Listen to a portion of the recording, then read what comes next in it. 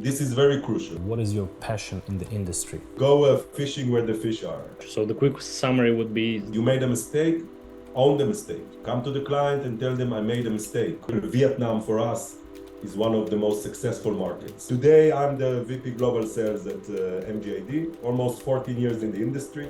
I'm practicing what I'm preaching, at the end of the day. Yeah. My biggest advice that I would say is... Hey everyone, I'm Saba from PAXLE and I have some really exciting news for you. We are here today in Kyiv to announce that we are starting our own YouTube project. This is the first time that we are trying out this format, so we really hope that you enjoy it. So feel free to support us by leaving a like and subscribing to our channel. Thank you and enjoy. Let me tell you a bit about PAXLE. We are an international adtech holding, a portfolio which includes multiple companies working in performance marketing industry and also developing their own products. In this video, we'll meet a Vice President of Sales at MGID, a true veteran of our industry with a portfolio of unbelievable achievements. Today, we will learn more about his career, talk about the development of our industry and its challenges. So please make sure that you are ready to consume lots of useful information. Here are some interesting facts about MGID. They have offices all over the world in countries like Indonesia, Thailand, Vietnam, United States of America, Ukraine, Brazil, Singapore, Italy, Philippines and Spain. An enormous contribution to the development of the Ukrainian marketing, 12 years of experience and more than 700 employees all around the world. They also cooperate with almost 200 countries. Hi, Mr. Bachar. It's nice to meet you.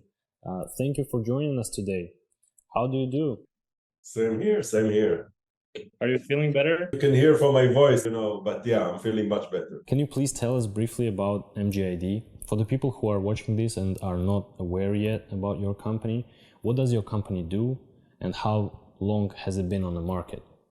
So first of all, MGID is a global performance network. It started its roots as a native company. Actually, MGID was one of the founding companies of the native advertising. So the company was founded in Ukraine in 2008 and was one of the pioneers of native advertising. Since 2012, the company was expanding globally. First of all, opening an office in the US.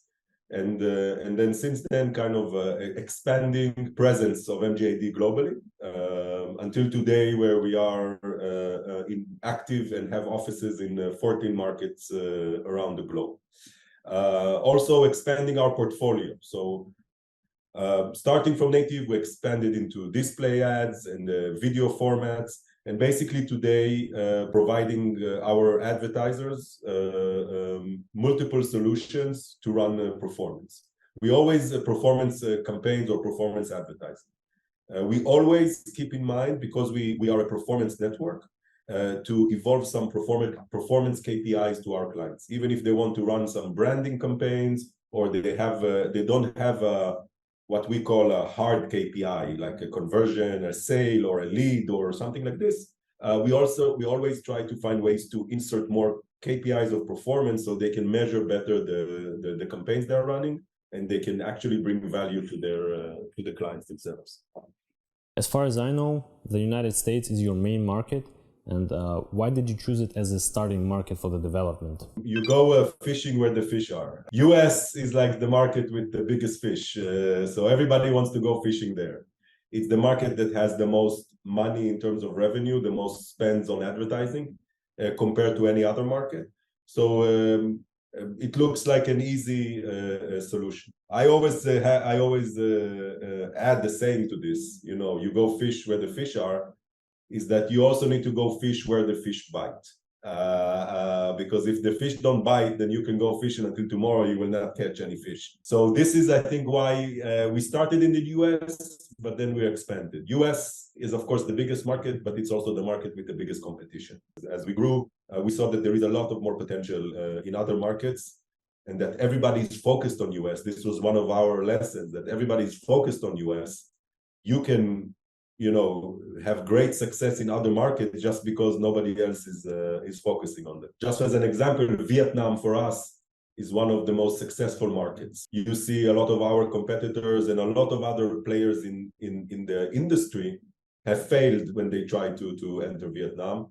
But we were persistent, and with the right tools and technology, we were able to succeed and become one of the leading native players in the market. I just wanted to ask, like, how the situation have changed, like since the market in Asia has developed so much, and you pretty much already answered it. Maybe you have some other situations in Asian market, like more recent ones. First of all, in Asia, we did one acquisition last year. Towards the end of last year, around December, we acquired a local native company and made it basically MGID. This was another move to grow into the Thai market.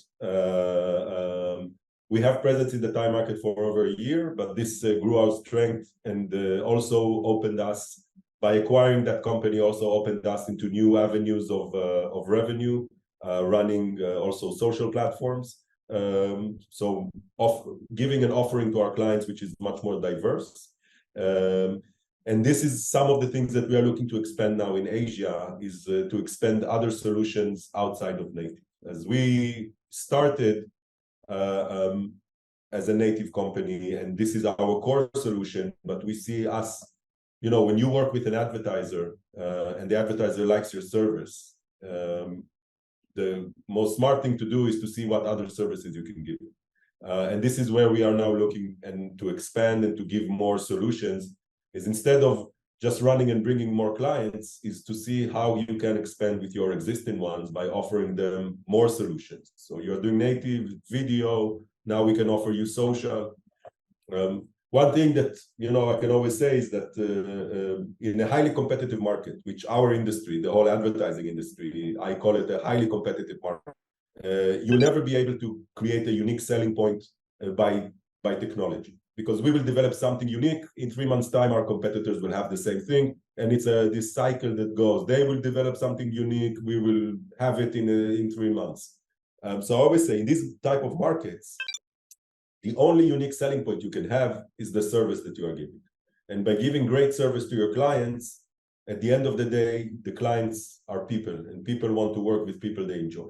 And I think that this is where we are putting a lot of our efforts in order to make our clients stay with us, grow with us, and want to do more with us. And in Asia, we see it happening a lot. We are expanding there in other geos like Malaysia and Philippines. In Indonesia, we are also one of the leading native platforms, working with all the top publishers there. And we are trying to copy this module, let's say, and kind of conquer Southeast Asia. I got you. Thanks. That was a great answer. I appreciate it. So let's talk about traffic. What types of traffic do you have? Well, that's a good question. First of all, there is the type of traffic and the type of publishers. Basically, our business model is that we start with a solid affiliate community in each of our markets. So in every market that we have an affiliate community, we start by catering them with the traffic that they need.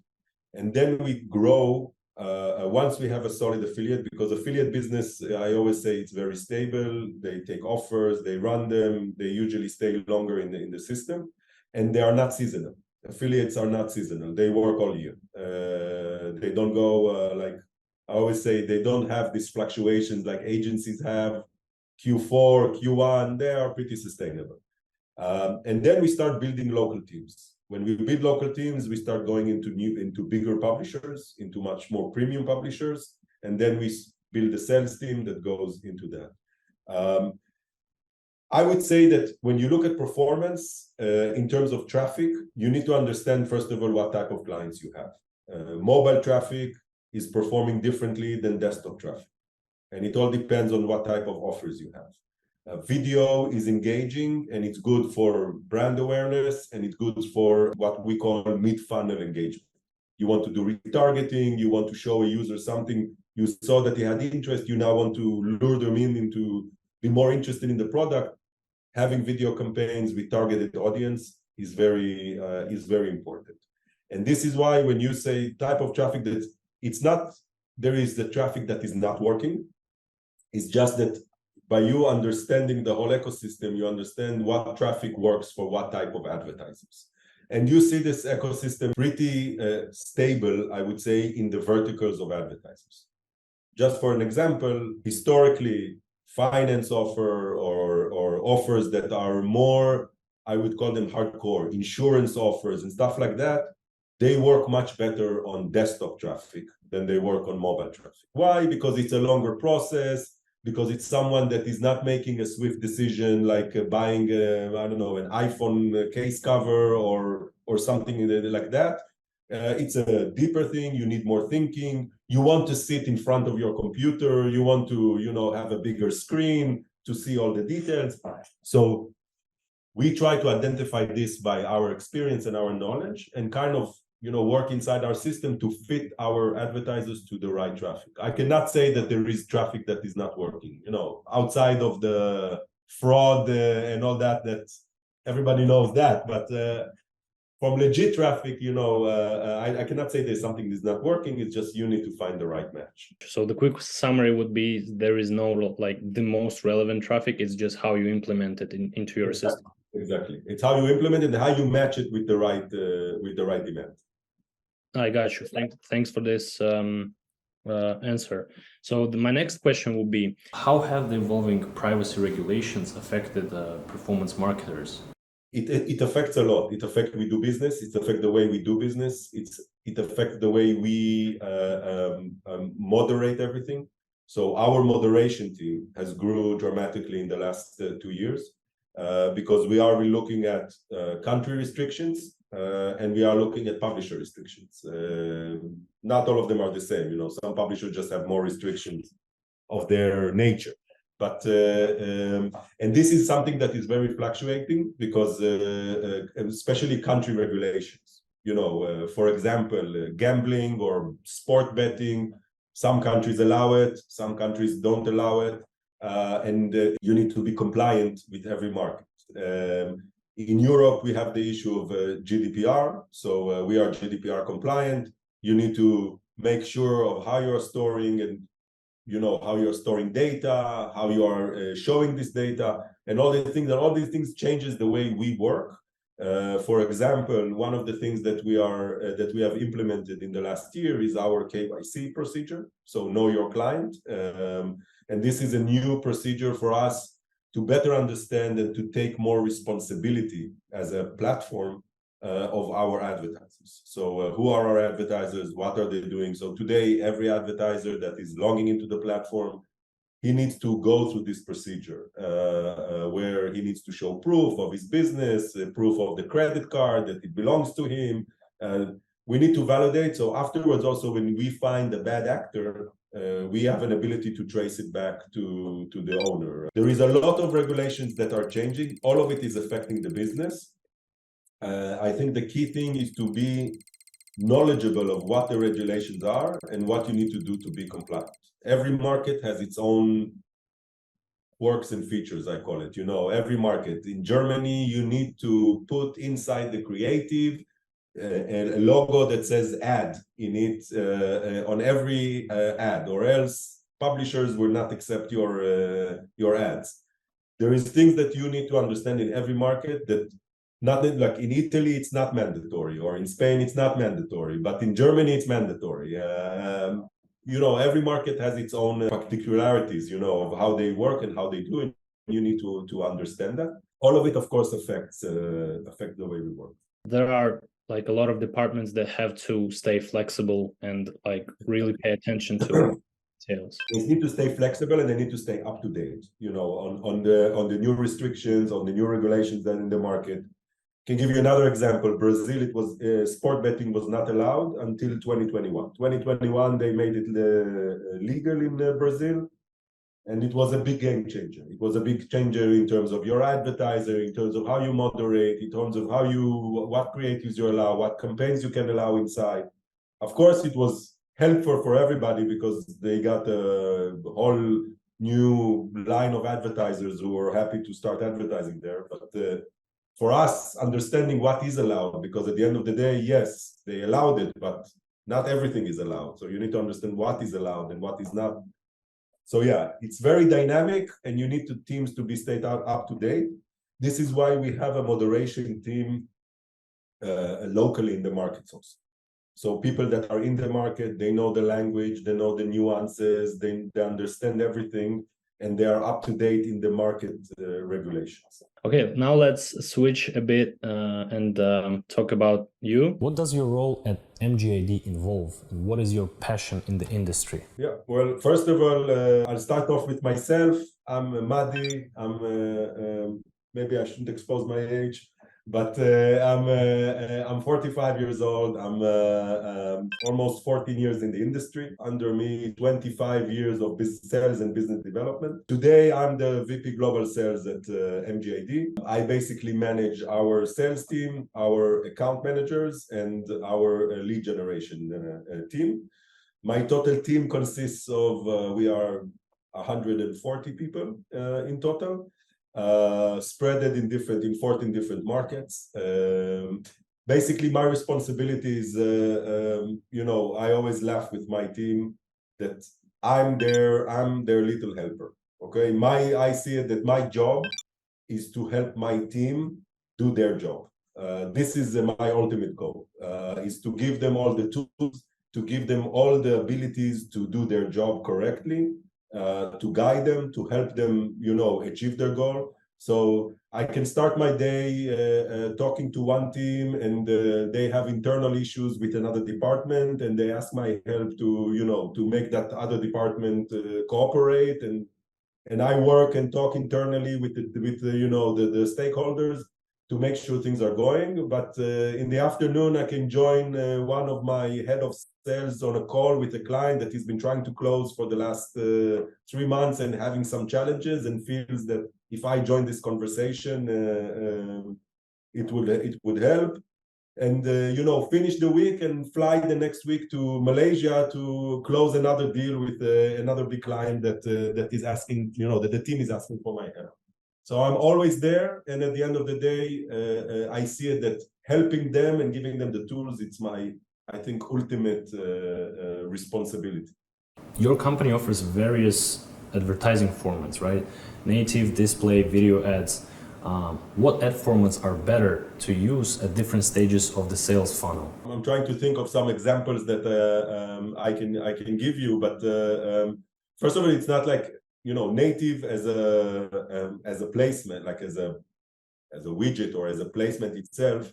The key thing about native, or to make it work properly, you need to keep it native. And what do I mean by that? Is that a lot of the time you see advertisers that are coming to us trying to promote a product, but they have a very brandy, kind of what I call them ad-looking creatives. And they come to us and say, yeah, we're looking for performance, we wanted to correct. And I always tell them, in order to make it work, you need to keep this native. You need to, when you are talking, today the ecosystem is much more motivated by TikTok, by Instagram, by platforms like that. And if you try to understand what is motivating people there, it's the native element that is making them work. And what do I call native? Native, it's when you are advertising a product, when somebody is showing the product in the real ecosystem, in real life, and how he's using it, and the person is not an actor or not a model or not someone that is, it's a regular person that is advertising. And you need to take this approach this is a native approach. So we are always telling our clients, in order to make it work, don't take a model or an actress or take some photo from Shutterstock or one of those platforms that you can take very nice photos. Put a real person. Put someone that is real, that will be more communicative to the user than him just seeing another ad, because we are kind of blind to ads. This is, I think, the main thing of how to make native work, is keeping it real. So the users, they see it and they can connect to the product and say, hey, this product is kind of like, this guy is kind of like me, or this girl is kind of like me. So, and this product is interesting. Maybe I'll click and see what they're selling and I can buy it. Because when it looks too addish, too much of a branded ad, of a Coca-Cola ad, then people, they skip it. They don't click on it. So I think in terms of formats, it's not like a specific format. You know, I can come and tell you that the bigger the size, the better value it has, but this is, you know, common practice. I think here keeping your creative sets have this, again, I'm not saying low quality. It needs to be high quality, but needs to have a native and natural feel. So it has to be like relatable to the users, so they could, you know, think like, okay, that sounds like a friend giving me advice, right? Exactly. Exactly. Yeah. It's not somebody trying to sell me something. It's somebody actually showing me that this thing is working, and I should try it too. My wife laughs at me that sometimes I buy things on Instagram or Facebook when I'm scrolling. And, you know, it's stupid things. Last time I bought was a carpet, like a doormat, with my dog's face and his name, you know, and I put it... and she told me, why did you buy this this thing, you know? I told her that the ad was so good that it convinced me to buy it, you know. I told her, you know, I'm practicing what I'm preaching, you know, at the end of the day. So I told her it was a very good...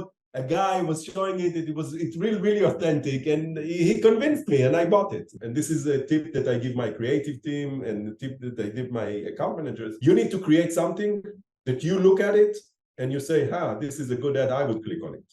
And if you don't feel you are going to click on it, then you're not doing a good job, you know, in terms of creating the right creatives. You need to think, because at the end of the day, the people that buy, they are the people like me and you, and, you know, they are normal people. And you need to convince yourself of what you're doing in order to make it work. Now that I see the approach that you guys take in order to make everything work right, how it should be, it's no wonder you got so many awards. So can you please tell us which projects and what awards did you receive? Well, we won several awards. A lot of them are regarding our contextual capabilities. And these were, I'll be honest with you, I don't remember all of them like by heart. A lot of them were regarding our technology and our contextual targeting capabilities. This is something that we worked hard during the last 3 years on developing. And we see it as key, not only in terms of bringing the performance to the clients, but this is key moving on in our industry. We are going to get rid of the cookie one day. I don't know when. Google says the end of the year, but I don't believe them. I think it will be another year or two. But contextual is going to be a major part of targeting. I also see contextual as something that that is much more relevant a lot of the time than data itself. Because if you put a relevant ad in a relevant context, you can achieve much more better results than taking some data sets from a DMP or a third-party data partner. What is the quality of that data? So all of our awards were in the world of technology development and platform development. And all of them are geared toward helping our publishers, you know, extract better value from their users. I got you. Well deserved. And on what terms do we work with other companies and products? What is the format? Do you offer certain strategies and creative solutions for advertisers, or does the company come to you with a certain solution from the agency and you just increase the amount of traffic that you send to their products? Really depends on the client. So we have, I divide this into two, okay? When our clients also are divided into like two major type of clients. There's the affiliate clients and there is the direct clients, direct/agency clients. Affiliate clients, you are less involved because they are marketeers by nature. This is what they do. So they come to you. It's more of us giving them support and education on how to use the platform and how to maximize their capabilities inside the platform, supporting them in approval, in creative, in whatever they need in order to help them grow. But it's less of a focus in terms of strategies and things like this because they have it already in place. This is their job. But when you move on to direct clients, it's much more involved process. First of all, direct clients, you can have a lot of clients that don't have experience in native. So they're coming from a different world. They're running on social, they're running on display ads, you know, and they are coming now and want to do native. So we help them here in terms of how to build the strategy in native. It's not just taking your banner ads and putting them on native. It's actually what I said before, creating this native look and feel to it. And this is where our creative department comes in. So our account manager works with our creative department. The creative department can work with you on different levels that you want. If it's only on the creative side, but they can help you also on the messaging of it. They can help you also create a proper landing page that is fitting for your ad and giving you much more support. And with agencies, agencies is kind of in the middle, because agencies also, they are marketing by definition, but agencies are pretty lazy, okay? They don't like to work hard. So I always say, if your solution is outside their line of business, that means that they need now to go and ask approval, and it will take forever. So you need to kind of understand their strategy and try to come up to them with solutions that fit their strategy in terms of how you create the creative and how you do it. And you come to them and you show them and you say, hey, we did this. What do you think about it? And then they can take that to the client and get an approval and something like that. So it's kind of a different model between direct and agencies, where direct, you can actually talk about the strategy. You can sit them because they're the owner of the product. But with an agency, they're not the owner of the product. They are representing a client. So you need to kind of fit into their strategy, offer them the solutions, and make it very, I always say, make it very easy and chewable. If they need to work, it will not happen. If they need to do something by themselves, it will not happen. Do it, come to them with it ready, give it to them, and it will work. But if you let them, they just don't have the time, I'm guessing. I got you. That was pretty self-explanatory. So I know for a fact that in sales, it is really important to understand the needs of customers. How do you carry out the process of identifying the needs, and what methods do you use to maintain long-term relationship with the customers? Well, this is a very good question. I can show you, no, I'm kidding, but I can show you the presentation of the sales playbook that I built for the team. But this involves, basically, there is a procedure for that. And I see it in every sales team.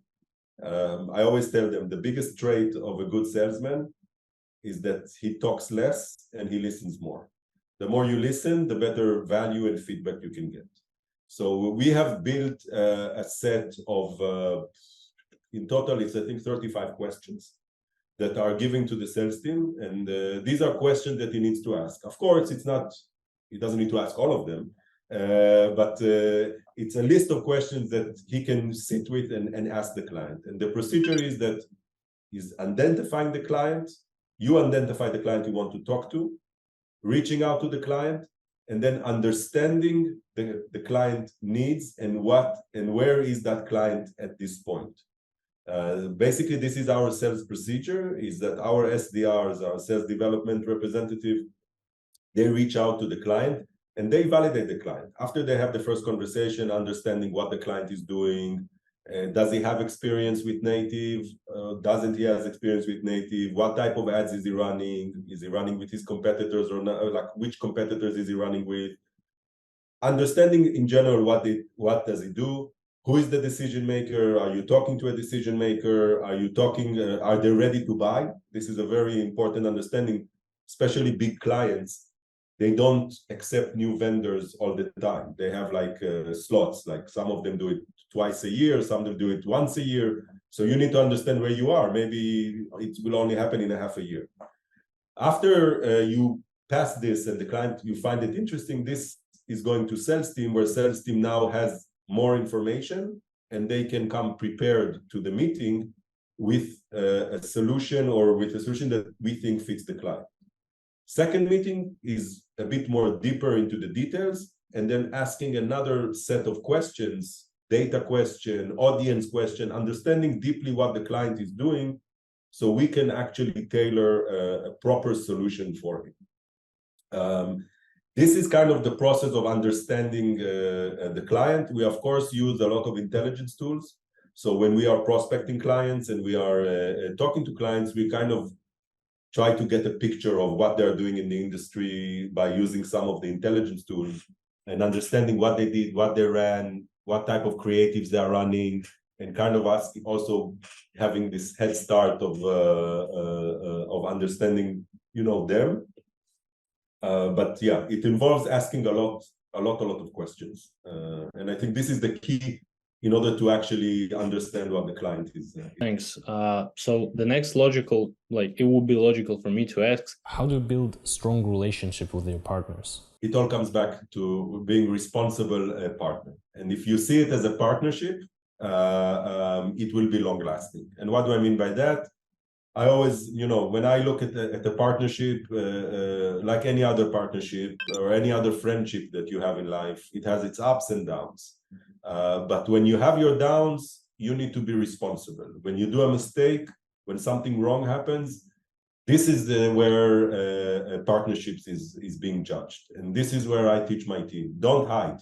Don't play hide and seek with the clients. You made a mistake, own the mistake. Come to the client and tell them I made a mistake, or this did not go well, and I take full ownership of this.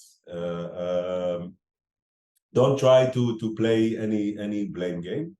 And this is very crucial, because I always say partnership is built on trust. And when the client trusts you that you will always take care of him, okay, in good and bad, then it will be a long-lasting partnership. Even if we try this product and it didn't go well, then we will try another one, because he trusts you and he knows that you are trying to do the best. And everybody knows that not everything will work and not everything will fit. But as long as you keep this trust with the client, you need to make the client feel like you are working for him inside the company, that you are his partner inside the company, that you will help him get whatever he wants, you will help him internally. That way the client builds trust with you. This is why my account managers, they don't deal with finance, they don't deal with payments. This is another department that goes, because you cannot have a conversation with a client that starts with you owe me money and then go to let's talk about business development. No, after you talked about money, he doesn't want to talk to you anymore. So I separate it. There is a department of collection and there is the account manager. The account managers are here to service you. An account manager in a case like this can come to the client and say, hey, I heard from the finance department that there is a problem with payment. Can I help you? And then he will tell you, yeah, I have this, they think like this, I think, and then you tell them, okay, let me see what I can do, let me talk internally. That way the client feels, okay, somebody's taking care of me, instead of you having this fight. So it's all about, building this relationship, and then the client, will feel that he has a partner he can work with. Usually this builds long-lasting relationships. And of course, results, you always need to bring the results in the end. By the way, we also have an educational project. It's called PAXLE Academy. For the last 2 years, we've been teaching people how to become affiliate and account managers. We have over 100 graduates for this period of time, and if you want to become one of them, follow our socials and join us. Right. Speaking of conferences, what advice would you give to those who attend them, and how to get the most out of those events? Well, I do agree with you, and I think that at the end of the day, especially in our world, in the edtech world and in the world of advertising, is events are a very powerful tool. You get to meet a lot of people and in one place and in a short time. My biggest advice that I would say is, if you are coming to an event and you want to find new clients, go and talk to everybody. Don't be shy.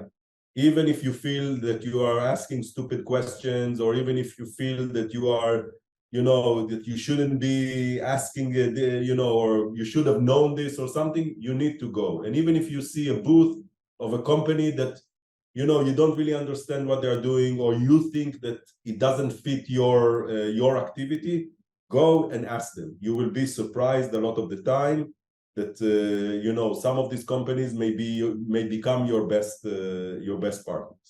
I always laugh that the best deals that I had were from the least expected places.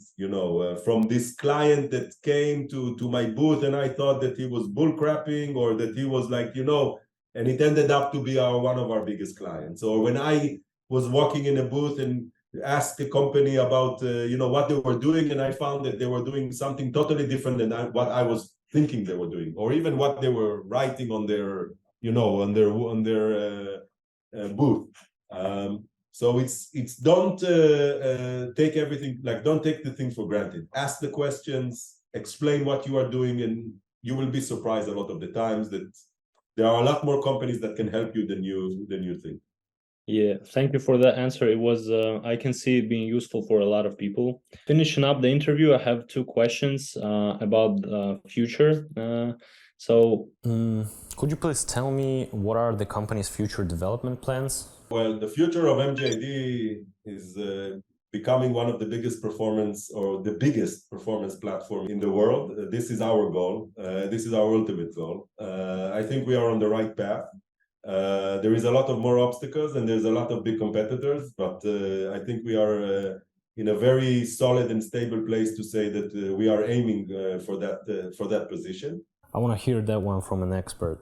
How do you think, what trends and tendencies in the industry will gain momentum in the near future? There is one thing I can say that we see growing very rapidly after a decline last year, and that is e-commerce. I know it sounds a bit kitschy or product-related advertising, but during COVID-20 and beginning of 21, all the e-commerce, all the product-related had a very huge hype, and it was dominating the whole advertising scene. But since then, and since the beginning of 2022, we saw a big decline in e-commerce. I attribute this to, first of all, people after 20 and 21 got sick a bit and tired of buying things online and just wanted to get out and do things physically and travel and take vacations and less time buying stuff. Secondly, I always say they bought a lot of stuff during COVID that they just don't need anymore. And this is what caused kind of the decline. We are seeing this growing more and more, especially in the last 3 months. And we think it's the trend that it's going to get back. It's not going to get back to, what happened during COVID. But the slow and the decline that it had last year, we see it growing back. And it's going to become one of the big engines in the next 2-3 years. Because at the end of the day, yes, people still like to go outside and buy things physically.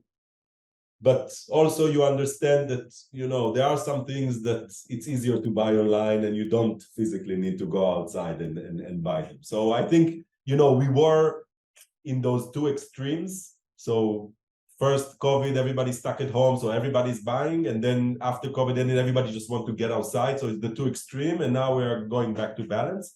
And we see that if last year we saw it decline very drastically, like it wasn't converting, and this was a trend from all the companies, you hear that. But now we see it really different. We see it also picking up in terms of performance. We see the clients are more clients that shifted away a bit from affiliates, that shifted away a bit from product-related advertising to other type of advertisers are moving back to products because they see the growth. And I think this will be the next, for at least the end of this year and moving on to next year. Another trend that I can add here that I see is that video was always branding oriented. So video ads, you will always see it was always the big brands putting on video ads. I think in the last 2 years or even less year, where TikTok is becoming bigger and bigger and bigger, and you see more advertisers and performance advertisers moving to TikTok, a lot of them started creating videos because on TikTok you have to create videos. You don't have an option. And now this is starting to move into other worlds of advertising, because these clients, performance clients, which before, even if you talked about video, they never had video creatives, they didn't create anything. So for them, it was like out of scope. But now they have these assets already ready, and you can translate this asset into a video on other formats. So we see this trend also starting to grow, and video is also being seen as a performance platform, or it has performance capabilities where before it was always perceived as a branding one. Okay, Mr. Bachar, it was super nice to talk to you. Thank you for your time. We really did cover today a lot of useful information, and I really appreciate it. Thank you very much. And you know, I always wish everybody this. It's victory. I think this is the only thing I can wish you guys. And yeah, thank you again. I wish you all the best. Thank you very much. See ya. Bye. And to you, our viewers, I want to say if you enjoyed this video, please leave a like, drop a comment, and subscribe and follow us for more. See you soon.